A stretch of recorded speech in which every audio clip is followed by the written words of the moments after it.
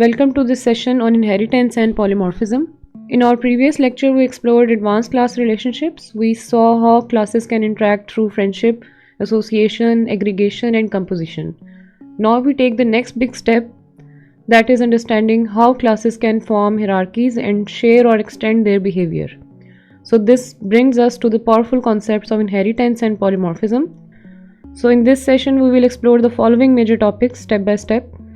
We will begin understanding how one class can inherit properties and behaviors from another.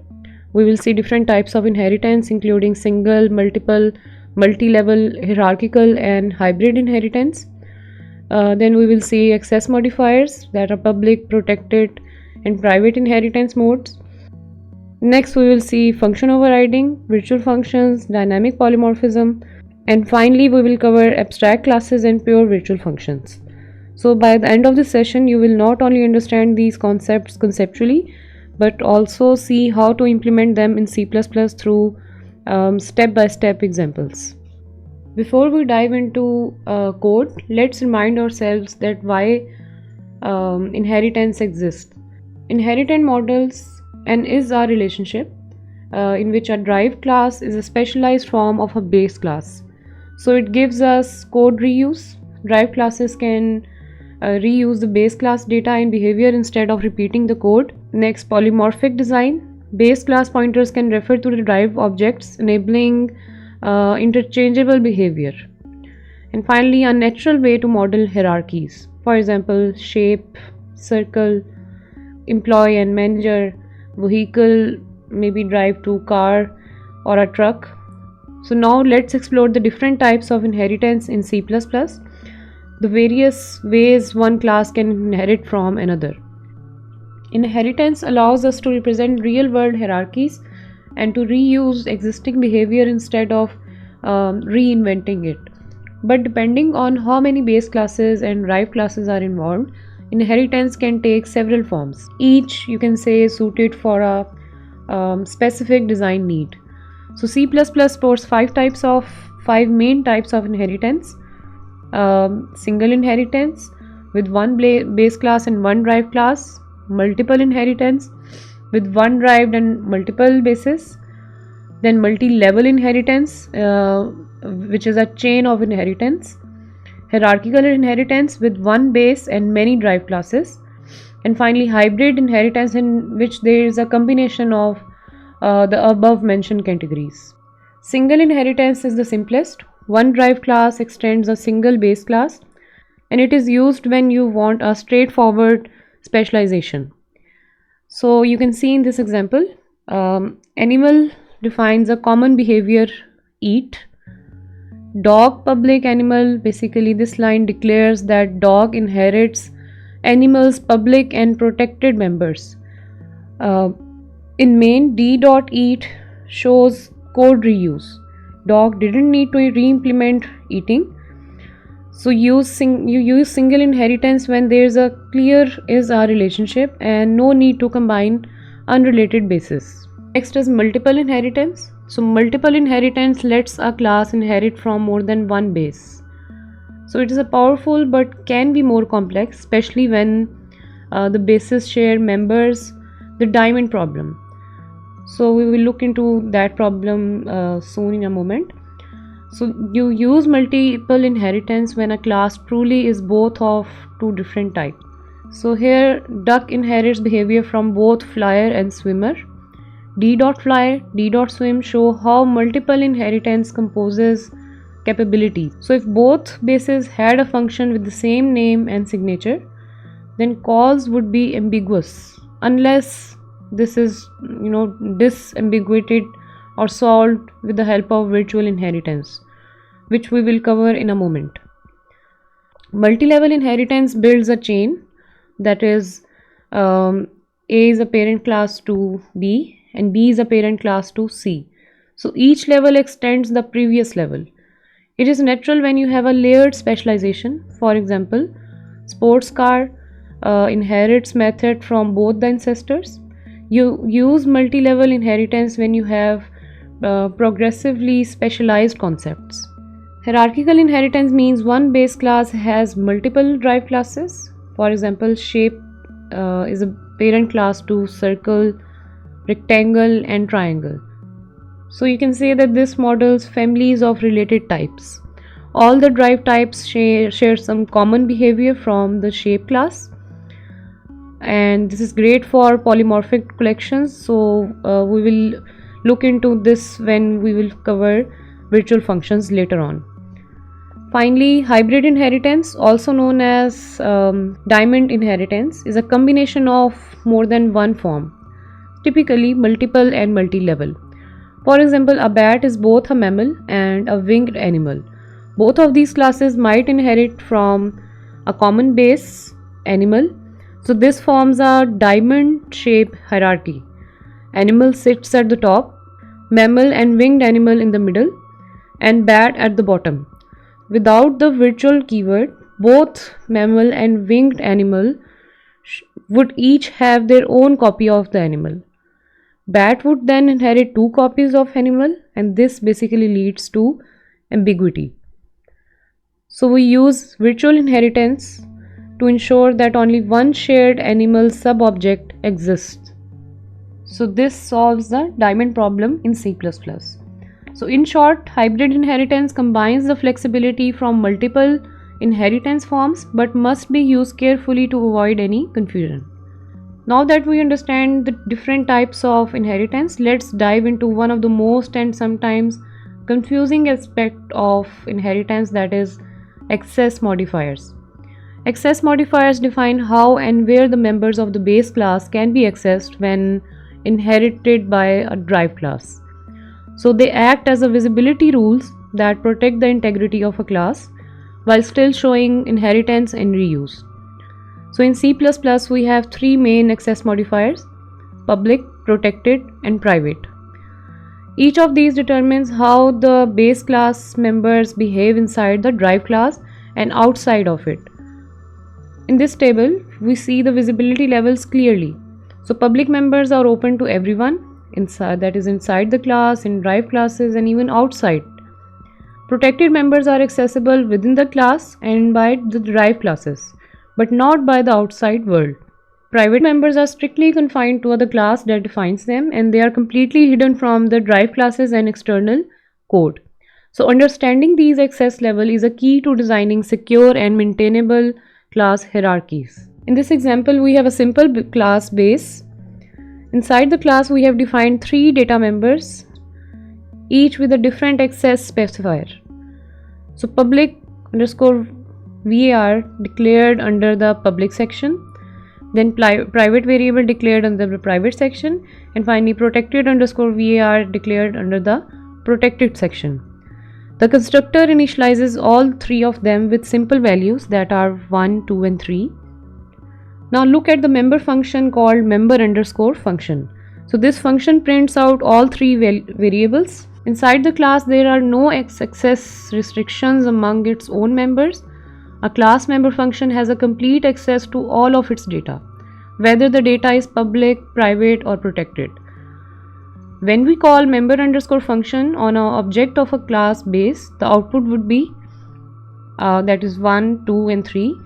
This confirms that a member function can access all the members of its own class regardless of their access level. Now that we have seen how access works within the same class, let's take the next step and see what happens when one class inherits from the other. So in C++, when a class, derived class, inherits from a base class, it doesn't automatically gain access to everything in the base class. The access specifier public, private and protected determine what can and what cannot be accessed from the derived class. So in this example, the class derived inherits publicly from the class base. Inside the derived class, we have a member function, member underscore function, that tries to access these three members of the base class. Now let's analyze what happens here step by step. So the first line in member underscore function prints public underscore var. So this is allowed because public members of the base class remains public in the derived class as long as inheritance is public. The next line tries to print private underscore var. So notice here that this is not allowed because private members of the base class are not accessible in any derived class. regardless of the inheritance type. So these are completely hidden from the outside access, even from the subclasses. The last line prints protected underscore vr. So this is allowed because protected members of the base class are accessible in derived classes. However, they are not accessible to the objects of the derived class from the outside. We have now seen how access modifiers behave inside the class and how they work inside a derived class. So the final question is, what happens when we try to access class members from the outside, such as from the, for example, the main function. So in real programs, main represent the external user of the class. That is a code that creates your objects and interacts with them. The access that main function gets depends entirely on the public interface that the class exposes. Let's walk through this code carefully. So in the main function, we have created two objects, one of the base and second of the derived class. Then we are trying to access three members, these three variables, from both the objects. So let's look into this step by step again. So accessing public underscore vr works perfectly fine. So the statement cout b dot public underscore vr is valid because this public variable is publicly accessible from anywhere, even outside the class, that is even from main. So this is valid, and the same applies for the subsequent statement, that is cout d dot public underscore vr, because public member of the base class remains public in the derived class under public inheritance. Next, see what happens when we try to access the private variable. So this will cause a compiler error because private members are completely hidden from the outside world. They can only be accessed from inside the class itself, not main, or not even the derived class can directly touch them. Next, see what happens when we try to access protected variable. So this also results in a compiler error. Even though protected variable was accessible in the derived class, but from the outside, a protected member is not visible. So as the main function is then outside function, so when the main tries to access protected variables using both b and d objects with cout statement, both will fail to compile. Now let's look into polymorphism and related concepts like function overriding, virtual functions, abstract classes, and interfaces. In object-oriented programming, one of the most powerful concepts is function overriding. So it allows a derived class to provide its own implementation of the function that already exists in the base class. So the key idea is that both functions, that is the one in the base class and the one in the derived class, have the same name, same return type, and the same parameter list. When that happens, the derived class version of the function overrides the base class version. So function overriding enables us to perform runtime polymorphism, allowing different behaviors depending upon the object type that is used. Now let's see why do we need it. So imagine you are designing a program for different kinds of shapes that may include circles, rectangles, or triangles. You want each to calculate its area in its own way. So instead of writing separate functions with different names, like maybe calculate area of circle, calculate area of rectangle, calculate area of triangle, we can define a common interface in the base class, maybe calculate area function, and let each derived class override it with its own specialized logic. So this gives us a cleaner, more readable, and more scalable code.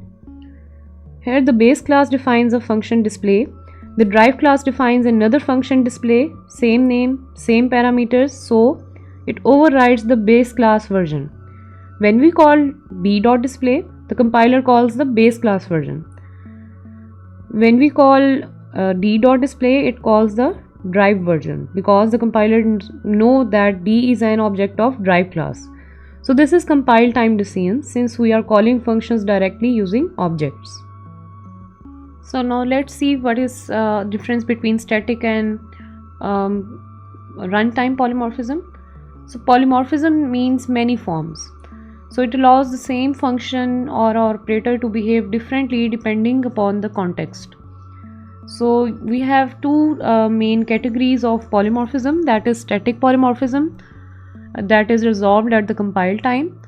For example, function overloading and operator overloading that we have just completed in the last session. Then dynamic polymorphism, it is resolved at the runtime and it is implemented using virtual functions. So let's stop here and see the difference between static and dynamic polymorphism. So imagine we have a base class shape and several derived classes like circle, rectangle and triangle, and we want to create a list of shapes, and for each one we intend to call a function like area to compute its area. So we don't know at compile time, let's suppose, that which specific kind of shape each element in the list will be. If we relied only on static polymorphism that we have just seen, we would have to write separate functions or use complex conditional statements like a giant if or a switch to check each shape type. That would make our code rigid, repetitive, and hard to extend when any new shape is to be added. So this is exactly the motivation for dynamic polymorphism. That is basically a mechanism that lets us write a single interface that can call appropriate derived behavior at runtime. In other words, dynamic polymorphism gives us runtime flexibility. It allows a pointer or a reference to a base class to automatically call the correct derived function, even when the program doesn't know the actual type until the execution time. So let's look at the example of each. Number one is function overloading. So function overloading means multiple functions with the same name but different parameters, types or count. So the compiler decides which function to call based on arguments. So this is also called compile time polymorphism. Now let's go through this code stepwise. So the first function accepts an integer and it is used when argument is int. That is the statement print 10. Second function accepts decimal or double type number. So it is used when your argument is of type double. And the third function takes string. So this represents textual data. For example, if we write hello or print hello, so this will launch this third function. So in the main function, when we write the three print statements, at each statement the compiler analyzes the argument type. For example, first the compiler checks that 5 is an integer, so it calls the relevant print function with integer as an argument, and so on. So it is important to recall that compiler decides which function to call before the program runs or executes. So this is called static binding, early binding, or compile time polymorphism. Next is operator overloading. That means giving special meaning to the operators for user defined types. So the concept is that you define a user defined data type. Then, for example, the constructor initializes objects automatically. So let's move on to that operator function. So this function overloads plus operator. So in the main function, when we write point c is equals to a plus b, so the compiler converts this to a statement like that a plus b statement to a dot operator plus, for example. That is, it calls the operator overloaded operator function. So execution inside operator runs and new object is created and print message is displayed. So let's see why this is static, because the compiler again decides at the compile time which print to call, which operator to call. So this is not runtime. So if we want a one interface, many behavior and decisions to be made at runtime instead of compile time, then we move to dynamic polymorphism concept. So in this code we have a base class B and a derived class D. So in the main function we create a base class pointer ptr and we create an object to derived class named dv1. Then we assign the address of dv1 to ptr. So now the base class pointer points to the derived object. Now when we call ptr of f, what do you expect? Intuitively, you might expect that since ptr points to derived objects, so the derived version of f would be called, the function f would be called. But when you run this program, the output is base class function called. That is surprising, right? So the pointer points to a derived object, yet the base version of the function is invoked. So let's see the reason why this happened. So the reason lies in the concept that how the compiler binds the function calls. At the compile time, the compiler sees that ptr is the pointer of type b asterisk, so it assumes that you want to call the version of function f that belongs to the class b. So this is static binding or early binding. That is, the function call is linked to the base version at the compile time, because the compiler only looks at the pointer type, not on the type of object. In other words, the invoked function depends entirely on the type of the handler, that is the pointer or a reference, not on the type of the object it points to. So how do we fix this? We want the function that is called to depend on the actual object in memory, not just the pointer type. So that is where virtual functions come in. When a function in a base class is declared as virtual, the compiler sets up a mechanism called vtable or a virtual table, allowing the program to determine at runtime which version of the function to call, that is either the base one or the derived one. So this is basically an essence of dynamic binding or a runtime polymorphism. So to summarize, dynamic polymorphism C++ only works through pointers and references. Number one, when you call a function through a base pointer or a base reference, C++ checks if the function is declared as virtual. Then, if it is, the actual object type decides which function to call. That is basically dynamic polymorphism, because we are considering the actual object type.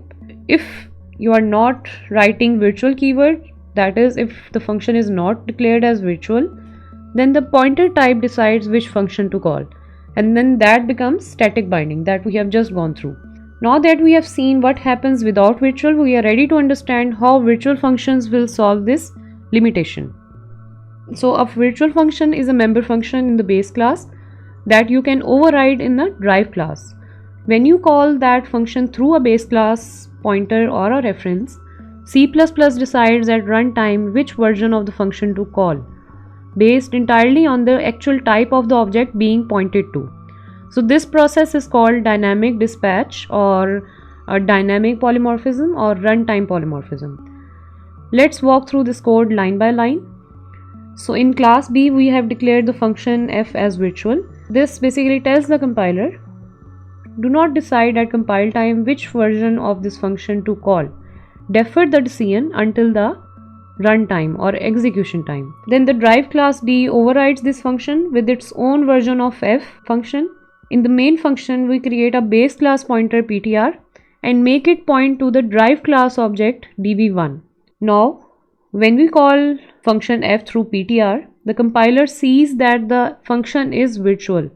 So, as instructed, it defers the decision until the runtime, when it knows that the ptr actually points to a derived object. So the program then calls a derived version of f, and so the output now becomes in derived. So this message will be printed. So internally, when a class contains virtual functions, the compiler binds a hidden structure which is called vtable. Vtable is basically a table of function pointers that point to the correct version of each virtual function.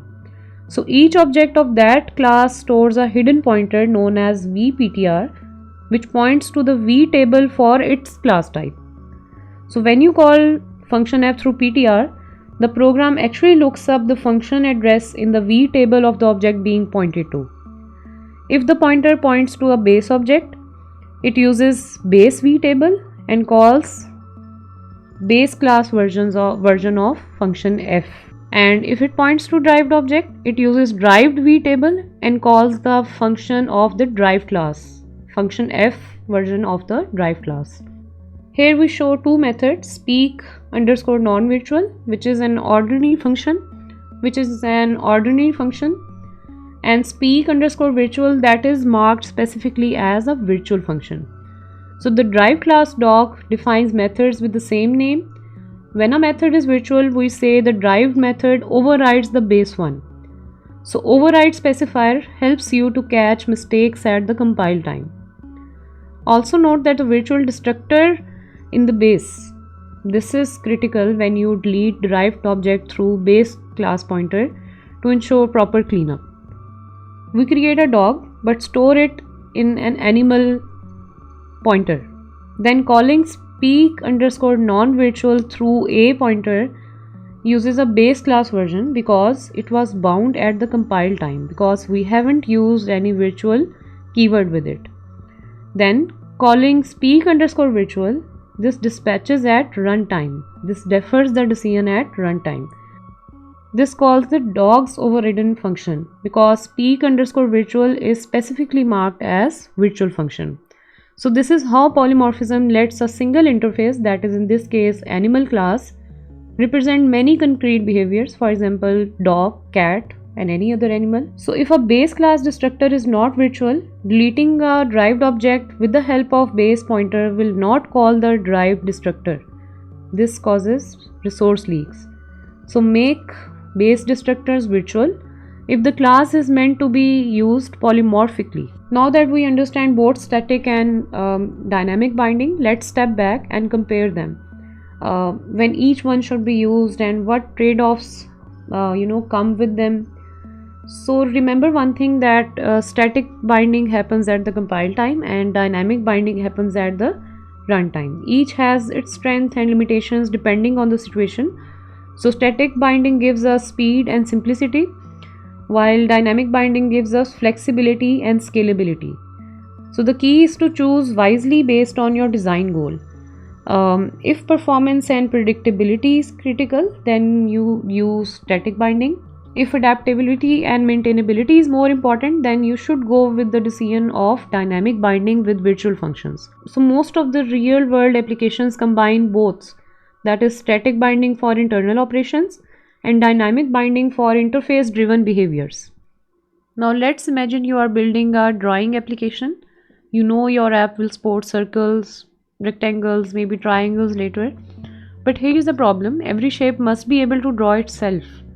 Now ask yourself, how do I force every shape to implement a draw function? That's basically where a pure virtual function and abstract classes enter the story. Pure virtual function is a special kind of virtual function that has no definition in the base class. So it only provides a declaration of a function at the base class level, and pure virtual function is specified by placing equals to 0 sign in its declaration. Like you can see in this class, we have declared one pure virtual function named getVolume. Let's say we create a base class shape and imagine it has a draw function, but wait, does a generic shape really know how to draw itself? So the answer is no. Shape could be a circle, shape could be a rectangle, so each one draws differently. So giving a default implementation doesn't make sense. We do not want a meaningless default version or someone forgetting to implement draw function. So what do we do? We tell C++, I do not want to define this function here, but I want all derived classes to define it. So this is done or ensured using that equals to 0 sign, that is with the help of pure virtual function. So you can see in this example a shape class, and we have defined a pure virtual function named draw. So virtual means to ensure that it enables runtime polymorphism. Equals to 0 signs makes it a pure virtual function. So now shape becomes an abstract class. So abstract class is a class that contains at least one pure virtual function. And there are some important rules. You cannot create object of a abstract class. You can create pointer or reference to it, and it must be inherited, and derived classes must implement a pure virtual function. So these are some rules associated with your abstract class. Now we create real shapes. So a circle class inherits from shape and it draws according to its behavior. Notice something important, if we forget to implement draw inside a circle, then the compiler will throw an error because we promised to implement it. That's the power of pure virtual functions. Now look at the main function. If we try to create a shape object S, so as this is a abstract class, so we cannot create an instance of it. We can only create pointers or reference to it. So this will throw an error. Next we create S1 pointer to a shape class. We are saying I don't care which shape it is, treat it as a shape. This is called upcasting. Now here's the magic. Even though the pointer type is shape hysteric, that is of shape, the function called is of circle. That is, the draw function will be the version that is placed in the circle class. That is because of virtual function. So this is called runtime polymorphism, late binding. That is, the decision depends at the runtime. Now let's see what is interface in C++. So imagine again you are building a powerful graphics engine, for example. So you know one thing for sure, that every shape in your system must draw itself, calculate its area. But here's the twist: you do not know yet what shapes will exist in future. That is maybe circle, rectangle, triangle, or maybe even hexagon someday. So how do you design something flexible? That is where the interfaces in C++ comes in. So the core idea is that an interface defines what must be done, but not how it should be done. Think of it like a contract. So it says if you want to be a shape, you must know how to draw and calculate area, but it doesn't tell you how to implement those functions. So here's an example. Let's break this down stepwise and discuss. So we have a shape, we have a class named iShape with some pure virtual functions and a destructor. So equals to 0 sign basically makes them pure virtual function. That means no implementation here. Derived classes must implement them, and this makes iShape as an abstract class. Then virtual destructor. So why virtual? Because when deleting objects using base class pointer like delete s1, we want the correct derived destructor to be run. So this is good practice in polymorphic base classes. Next we have a derived class circle that basically inherits from the iShape class. The constructor initializes radius. So if we write circle C 5.0, then this will put the radius as 5.0. Now notice this is the draw function. So this is circle's own version of drawing. So again the area function, the formula used is pi r square. So the circle calculates its area accordingly. Then we have a rectangle class with its constructor, parameterized constructor, the draw function, overridden draw function, and overridden area function. Now a rectangle area is calculated with a different formula, that is width into height. So it is accordingly specialized behavior embedded into the draw function or in the area calculation function of the rectangle class. Now let's see the magic. So in the main function we have created two pointers, s1 pointing to referring to a circle class, and s2 for rectangle. So we are using a base class pointer. So again this is called upcasting. We treat circle and rectangle as a generic iShape. Now when we write a statement like call of draw function using s1 pointer, so even though the pointer type is iShape, at runtime it is decided to call the draw function of a circle class. So it prints a message drawing a circle. So this is runtime polymorphism. So even though both the pointers are of iShape, different functions are executed because of virtual functions, the vtable mechanisms, and the runtime polymorphism. So the big concept is interface, that is a common behavior, that is all shapes can draw, all shapes can calculate area, but internally circle uses pi r square and rectangle uses width into height formula. So same interface but different implementations. So think it of as a remote control.